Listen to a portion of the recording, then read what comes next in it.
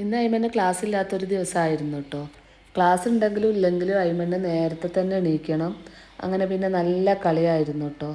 പിന്നെ അതാ കടയിലേക്ക് പോവാണ്. വീട്ടിൽ നിന്ന് ആരെങ്കിലും കടയിലേക്ക് പോവാന്ന് പറയുമ്പോൾ അയ്മണ്ണും കടയിലേക്ക് പോവാണ് കേട്ടോ. അങ്ങനെ പിന്നെ അതാ കടയിലേക്ക് പോയിട്ടുണ്ട്. അങ്ങനെ അതാ പിന്നെ മുറ്റത്തൂടെ ഒക്കെ നടന്നപ്പോൾ സപ്പോർട്ടുകളൊക്കെ വീണ്ടും പറിക്കാനായിട്ടുണ്ടായിരുന്നു കേട്ടോ.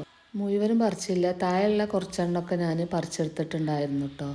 ബാക്കിയുള്ളതെല്ലാം മുകളിലായിരുന്നു. ഞാൻ പിന്നെ അതൊന്നും പറിക്കാൻ നിന്നിട്ടില്ല. അതിനുശേഷം ഞാനൊരു ഓറിയോൻ്റെ ബ്രൗണി ഉണ്ടാക്കുകയായിരുന്നു കേട്ടോ അതിന് വേണ്ടിയിട്ട്.